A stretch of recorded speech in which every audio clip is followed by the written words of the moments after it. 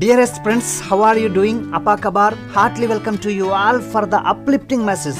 ఈ Christmas season లో ప్రతి క్రైస్తవునికి తన యొక్క గురుతర బాధ్యతను జ్ఞాపకం చేయాలనుకుంటున్నాను. క్రిస్మస్ అంటేనే గిఫ్ట్ షేరింగ్. వీలవుతే గిఫ్ట్స్ షేర్ చేయండి.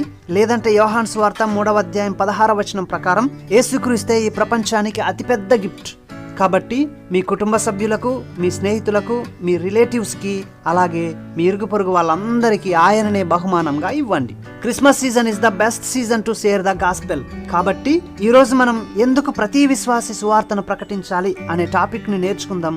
దానికంటే ముందు our friendly reminder, please do subscribe our channel. Our motto each one save one persistently. ప్రతి ఒక్కరిని రక్షించాలి నిరంతరం. దేవుని వాక్యాన్ని చదువుకుందాం.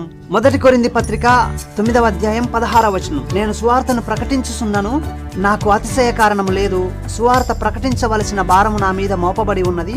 అయ్యో, నేను సువార్త ప్రకటింపకపోయిన ఎడల నాకు శ్రమ.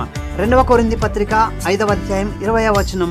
కావున దేవుడు మా ద్వారా వేడుకొనినట్లు మేము క్రీస్తుకు రాయబారులమై దేవునితో సమాధానపడుడని క్రీస్తు పక్షముగా మిమ్మును బతిమాలుకొనుచున్నాం. పై వచనం ప్రకారం కేవలం అపోస్తలుడైన పౌలు యొక్క వ్యక్తిగత బాధ్యత మాత్రమే కాదు సువార్త ప్రకటించడం. ప్రతి రక్షింపబడిన విశ్వాసి యొక్క తప్పనిసరి అయిన బాధ్యత అయినది. ఒకవేళ అలా ప్రకటించకపోతే శిక్ష వస్తుంది అని అర్థం.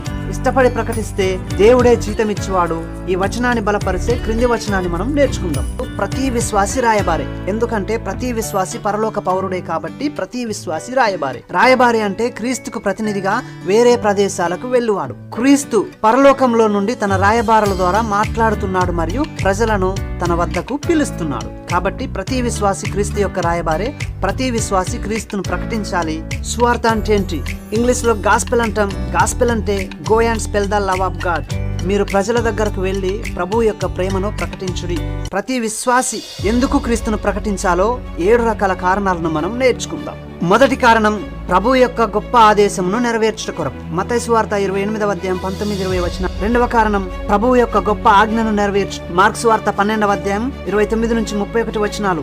థర్డ్ వన్, ప్రభు చిత్తమును నెరవేర్చుటకు. 1 తిమోతి పత్రిక 2వ అధ్యాయం 4వ వచనం. ఫోర్త్ వన్, ప్రభువు యొక్క పద్ధతి ఇదే కాబట్టి. రోమపత్రిక 10వ అధ్యాయం 14-15 వచనాలు. ఫిఫ్త్ వన్, ప్రభు అయిన క్రీస్తు ప్రేమ బలవంతం చేస్తుంది కాబట్టి. 2వ కొరింథీ పత్రిక 5వ అధ్యాయం 14-15 వచనాలు.